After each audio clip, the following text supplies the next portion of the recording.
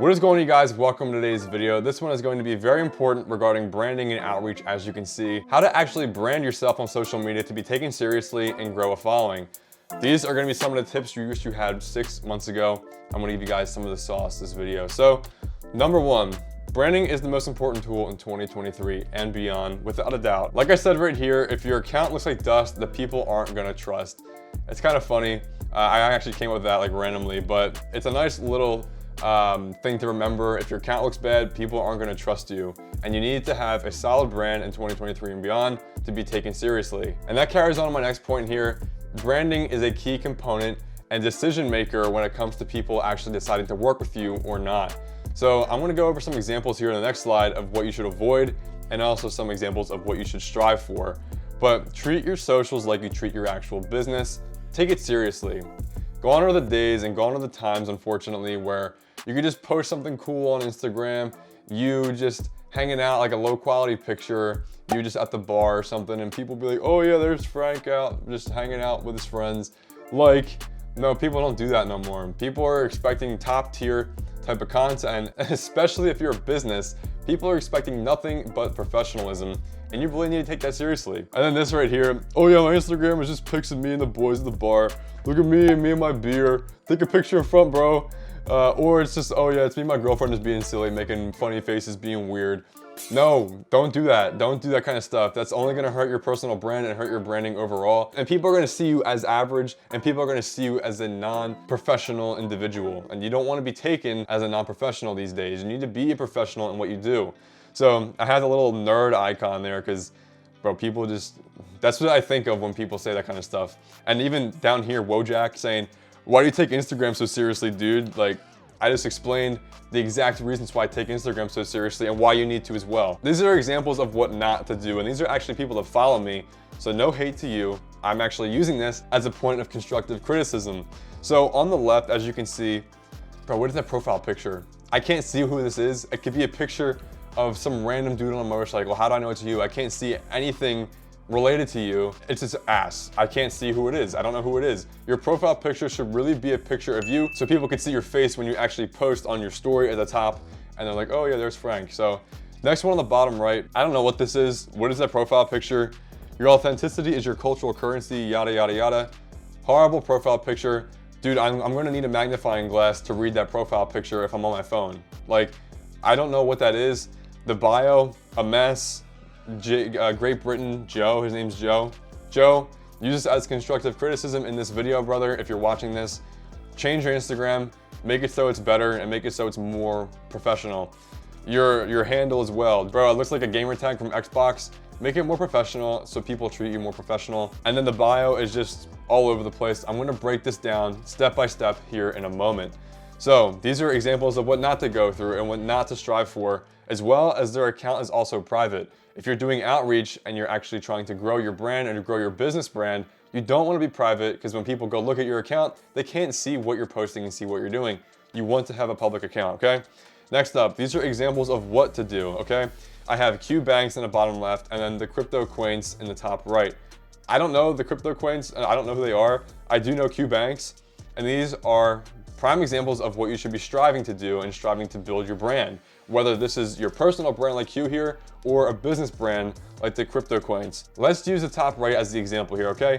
Clean profile picture. You can see it's something to do with crypto and money, just by the currency logo, right? Or currency icon. Look at their story feed, right? It's just one color, one branded. It's white and green, super clean. And then look at their bio. Nice and orderly, spaced out, super clear cut. I don't have to guess what they're doing. They're telling me they're a crypto trading community. They have a bunch of members, so there's more social proof. And then the owner's actually tagging himself here, Zay Hustles. And then they have a call to action, apply here with a link. Guys, clean, they got the emojis on point, clean bio. This is what you guys need to actually learn from and apply to your own profiles and own business. Bottom left with Q.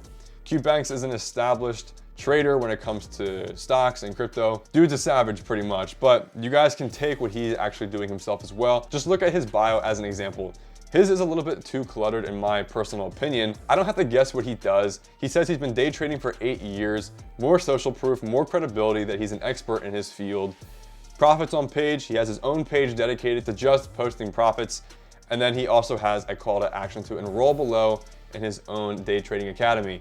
Guys, take these guys' profiles as a template of what you should do as well. Because in a moment here, I'm also gonna break down my personal account and show you exactly why I do certain things for my Instagram page.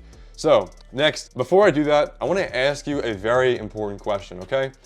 Who are you and what is the content that you wanna be producing? And it's okay if you don't currently have a direction where you're going, but let's go ahead and change that. So next up, finding your sweet spot, right? What do you wanna make content based off of? And let me rephrase that. What type of content is actually realistic for you to post on a regular basis? I don't want you guys posting content that you can't sustain on a multi-month or year basis. Like, this is just for an example, right? If you're building a personal brand and you're trying to build a personal brand around lifestyle, I don't want you to go ahead and post all these pictures of you at fancy dinners or all these pictures of you in fancy cars if you can't sustain that, or if you're not constantly around that stuff, because it's not gonna fit your brand and it's not going to fit your kind of brand image, if that makes sense. Because if you're on vacation and you're around cool things, awesome. Obviously, we like posting that kind of stuff on your stories, on our feed, but just try and find some sort of niche, some sort of content that you can consistently post about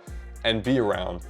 And like I said, business niche, lifestyle niche, dating niche, personal brand, etc. It goes on forever. Maybe in a fitness niche, and you can blend the two of these, but I don't recommend going beyond two. So maybe clarify this, right? If you have a business account, right, and you actually want to incorporate some lifestyle stuff, go ahead. Like, I'm not going to stop you. It's going to add more character. It's going to add more trustworthiness, because people are seeing that you're not just a business page.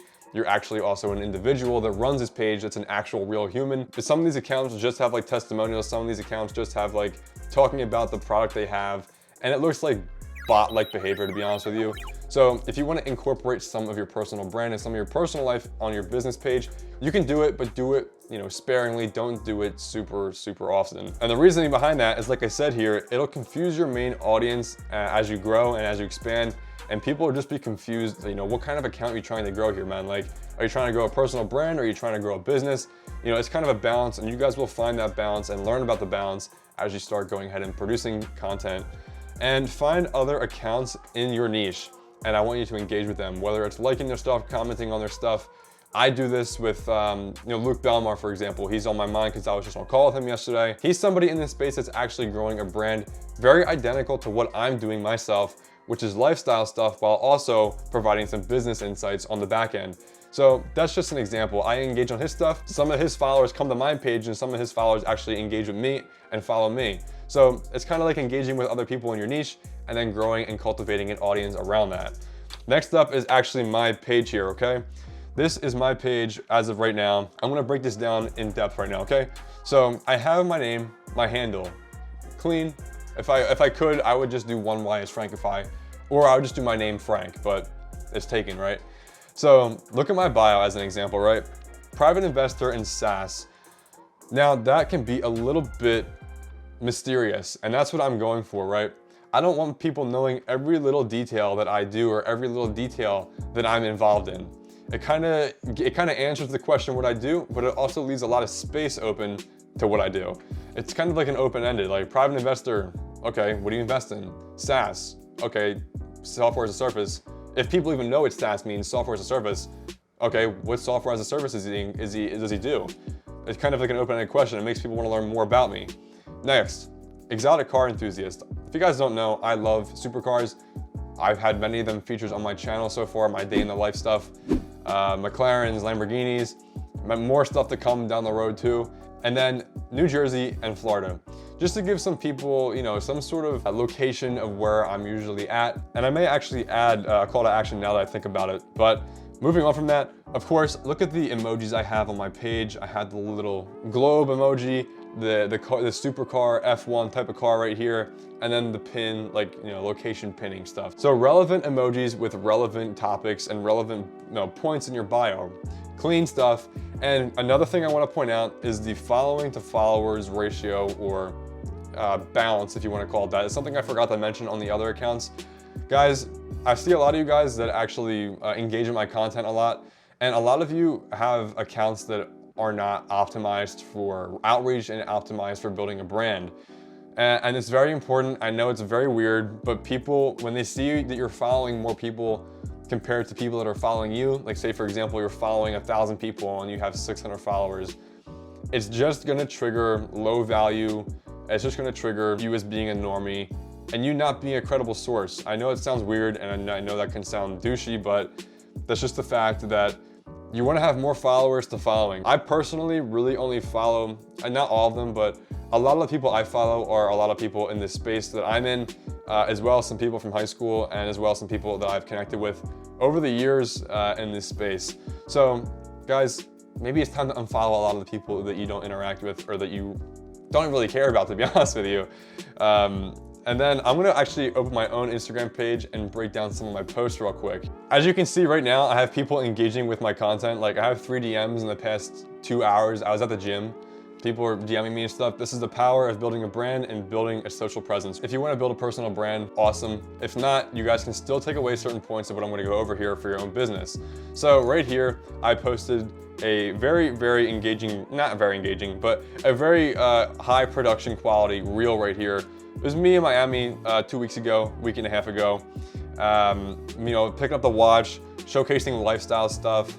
So, you know, a Lamborghini SV, the boy Adam right there from American Income, at a fancy dinner, driving a Lamborghini. Guys, this is me cultivating that sort of presence online so people know what to associate me with. And cool enough, I'm gonna go into this in one of the future slides as well, but I've actually had people and business owners reach out to me just off my Instagram alone and just seeing the people I'm connected with. So you guys need to figure out how you're actually gonna be able to leverage this for your own accounts and your own brand, right? And don't be afraid to go ahead and boost some posts, boost some of the engagement, putting some money behind some of your posts. For example, this one right here, you guys can see it has 2,000 likes. It's from 2021. I didn't really have that many followers back then, but you can see all of these comments right here are in Spanish and they're all from girls, right? So why are there Spanish girls commenting on my page? Well, what I did with this post in particular is I actually tested several of my posts and this one performed the best. I put a few bucks behind each of these posts. And what I did, and this is a little key here for you guys to do to boost some of your initial following and boost some of your initial engagement, is you guys can actually boost a post and actually target certain demographics to engage with your content here. So what I did is I actually targeted Colombian girls 18 to 24 with interest in luxury lifestyle, Rolls-Royce supercars, just like luxury stuff in general. Why did I do that? Why didn't I target girls or people in general in the United States? Well, the reasoning is because if you target other countries that are more developing, your dollar is gonna get a lot further than what it's gonna get you if you were to promote in the United States. This is free sauce. I actually spent so much money to learn all this information. I'm giving you guys a little sauce right now, okay? If you guys promote in developing countries, you're going to get a lot more engagement opposed to promoting in the United States or Canada or other developed countries. But next is how you can get similar results, guys. Start branding yourself with high quality material and provide value to a certain niche, right? I post lifestyle stuff, but I also provide value in terms of business stuff. That's why I have my own level up type of story highlight. And if you are gonna be building a business page, it's about providing value to businesses. And don't be afraid, like I said, to boost posts and stuff. It's gonna be hard for you to actually grow your page, especially if you're starting new or with a very small page. It's gonna be hard for you to grow unless you're putting out really engaging reels on a very regular basis, or if you're not, an attractive 19-year-old girl, which pretty much all you guys are not of that demographic. So look to bridge the gap between the niche you're in and the businesses that you deal with. Like real estate, an example with networking, right? So how can you actually get influential people and people established in a certain niche to interact with you? You need to figure out how you can actually provide these people value in your space to get them to either do a podcast, either do a short video, or even just take a picture with you that you can post on your Instagram. If you think you're gonna build a brand or build a page all by yourself, you are sadly mistaken, and it's gonna take you much longer to do that, if you're even gonna be able to do that realistically. So I want you to collab with people, like I said already, with established people on your page. Just look what I did with Sneeko. I had connections already, funny enough, with people in that space. And then, I got in contact with him and his team. We made something work. I paid him a few bucks, and then we actually went ahead and filmed a podcast. Why did I do that? Well, I wanted to bring more people like his audience to my page and more people like his audience to my content, because I wanted to go ahead and build a similar type of audience, because I know that audience so well. What was the compensation? It was some money, and it was also some, you know, connections I had with some of his friends, as well as I already had met him at a party before. So guys, at a certain point, I already mentioned this, you're gonna have some businesses messaging you. I get this more common than I ever used to as I continue to grow my brand and just post what I'm doing, post my lifestyle, post who I'm with, all that kind of stuff, right? So, like I said, this is the case for me now, and I'm not even doing a bunch of outreach myself because I'm already, you know, pretty busy with a lot of other things I'm doing in my life. A lot of other businesses are reaching out to me, and then I actually will, I'll actually have them qualify to me before I even start working with them, because if they're gonna be a pain in the neck, I don't want to work with you, man. But if they already know what kind of wave I'm on and already know what type of stuff I'm into, it's gonna be, you know, it's gonna be a fit for us to work together. And building a brand builds trust, familiarity, which creates an upward spiral of positive effects for you and your business, right? And everyone that's helped me, this is actually really funny, everyone that's helped me with my content production actually reached out to me first, or I was connected with them through a mutual. Besides my shorts editor, every other person that's actually worked with me or is already consistently working with me on a daily basis has reached out to me first. I don't even do outreach. I don't reach out, I don't look for these people. I have so many people coming to me, wanting to work with me and wanting to do all these things with me that it kind of gets overwhelming. And I'm like, no. Oh, this guy looks good. Yes, let's go ahead and hop on a Zoom call. Let's go ahead and do this, do that. You know, this is a prime example actually of one of the things I'm working on right now with one of my partners. He actually DM'd me a very valuable piece of information regarding high level. And actually now we're working on building a product for you guys within the high level community to really simplify and automate even more of high level itself and automate even more of the processes. I'm gonna make a video on that in the near future. But guys, you never know who is actually gonna hit you up when you start building a brand and building a foundation online, okay? My Instagram is now a funnel. My YouTube page is now a funnel for OUTLIER agencies and all my other endeavors, right? So brand equity up at the bottom. It's a value premium that a company generates from a product with a recognizable name when compared to a generic equivalent. A generic equivalent is going to be some of those profiles that I showed you guys in the beginning, what you should not be doing. Now, a premium profile is going to be something like Q Banks, something like mine, something like Fresh, something like, I don't know, anyone of that nature and anyone of that kind of aesthetic, if that makes sense. Someone like Luke Belmar.